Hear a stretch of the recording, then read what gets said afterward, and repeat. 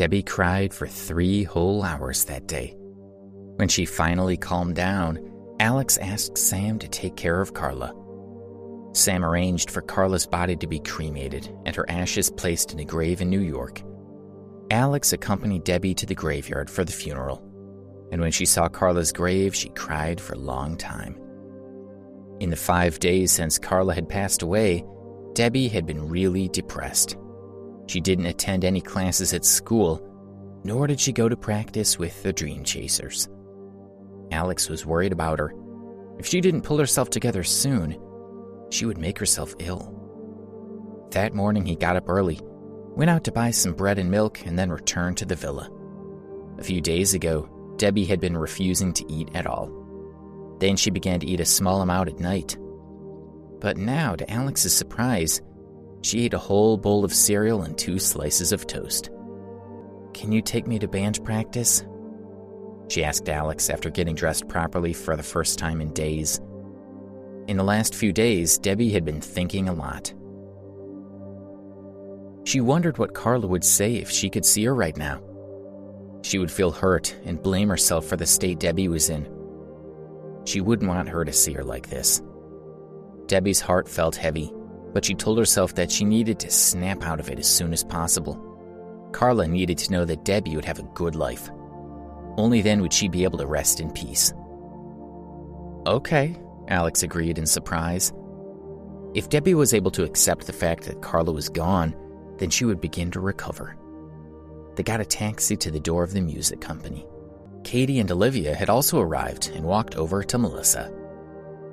"Is that Debbie's boyfriend?" Olivia asked. "What is he wearing? No wonder he's with Debbie. They have the same sense of style." "Did they come by taxi?" Katie asked. "I'm not seeing things, am I? He's at least 20, so he must have a car, right?" "Didn't Debbie say that she came from a little town in the Northeast?" Melissa asked. "Some little place in the middle of nowhere? No doubt her tuition fees took all her mom's money. She can't possibly buy a car. I'm surprised she can afford the taxi." Melissa smiled proudly as she spoke with her friends. They looked at Debbie, who stood still, watching them with a cold expression. Alex wanted to go over there and beat them up, but he could guess what Debbie wanted. After all, they were in the same band, and she didn't want to make things worse. Besides, now that she had calmed down, he didn't want to upset her again. In any case, there would be plenty of opportunities in the future, so there was no need to do anything rash. Melissa and the others arrogantly walked through the main entrance. A Mercedes stopped at the side of the road, and a short-haired girl got out of the car. It was Rita, the girl he had previously met in the practice room. Rita saw Debbie and Alex, and she walked over to meet them. "You came," Rita said, looking at Debbie with a hint of concern. "Let's go in together." Debbie said goodbye to Alex and walked toward the door with her. Alex stood and watched.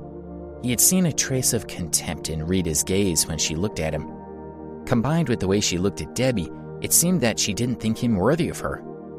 She looked down on him because she didn't think he could protect Debbie. He couldn't help but feel bitter. He took a taxi back to school. On the way, he thought about making some changes to help Debbie. At the very least, he should scare Melissa and the other girls a little.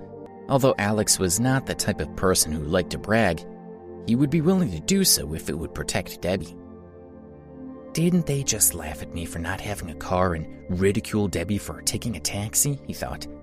Well, I'll make sure they see Debbie riding in a luxury car. He didn't know why the he had ordered hadn't arrived yet. He should call and ask. 2 beautiful young women were wandering around the campus of Preston University. One of them was Kelly Phillips, the girl who had been blocking Alex's way when he drove to the hospital to see Debbie's mother.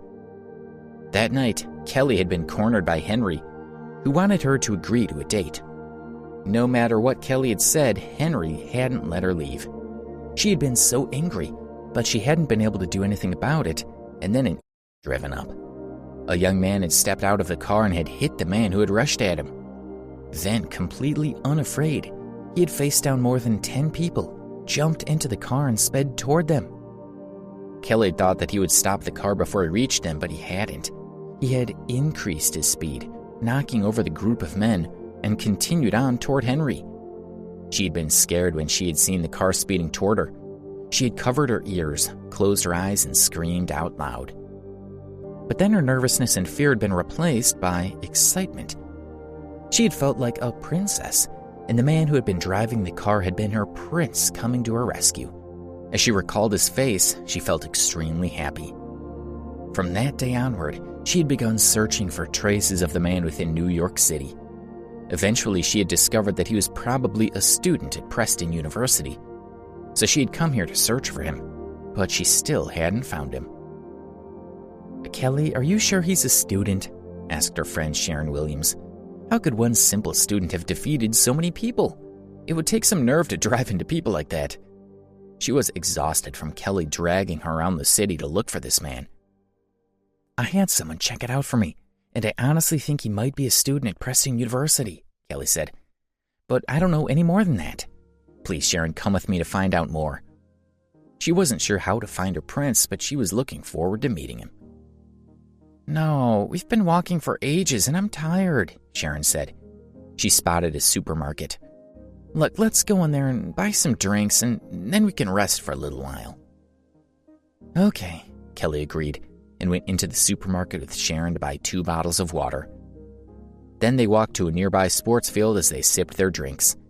They sat under the shade of a tree, having a rest. "Hey, why haven't I heard anything about the ordered a month ago?" came a voice from nearby. "Is there a problem?" When Kelly heard the voice, her eyes lit up. A short distance away, her prince was talking on the phone with his face angled slightly away from her. "What's taking so long?" he demanded. "I'll give you an extra $100,000 if you can deliver the car within 10 days. Can you do that?" He paused for a moment. "Okay, I'll transfer the money now, and I expect the car to be delivered as soon as possible." Kelly and Sharon slowly walked over to Alex. When Kelly saw his face, she was sure that he was the man who had been driving the car that night. She was elated. But now that Alex was on the phone, she didn't dare to disturb him. He seemed to be very masculine and impulsive, so she was afraid of offending him. She watched as he made another call. "Mr. Miller, please transfer $100,000 to the New York Auto Exhibition Center," he said into the phone. "Kelly, is that really the man who saved you that night?" Sharon whispered. "I think maybe there's something wrong with him." She looked him over. He was a university student who was dressed in ordinary clothes and didn't look at all rich. And yet he had just been casually discussing something about $100,000. What was wrong with him? "I'll help you meet him," Sharon said, rolling her eyes, and walked towards Alex. Alex ended the call. As he was about to leave, he noticed various students all sneering at him. They had heard what he had said on the phone and thought he was crazy. Alex shook his head and smiled lightly. They could think about what they liked. "Hello. My custom-made which costs $3 million has not been delivered yet," the girl said, speaking into her phone. "What? 4 months? No, bring the car to me within 10 days. I'll add $100,000. I must have that car." Alex looked at her speechlessly. The girl was mocking him. He went to walk around her, but she was still blocking his path. Alex was very angry. He didn't even know this girl, so why was she teasing him? "Please step aside," Alex said, suppressing his anger. "Can't you see I'm on the phone?" The girl glared at Alex. He tried to walk around her again, but she continued to block his way and wouldn't let him pass. "Sharon, stop joking around," Kelly said, walking over with an embarrassed expression. After Alex's actions that night, Sharon was playing with fire. Of course, Kelly also didn't want her friend to tease the prince who had saved her. Please subscribe to the Pocket FM YouTube channel and press the bell icon for instant notification. Check out our channel for more such exciting shows.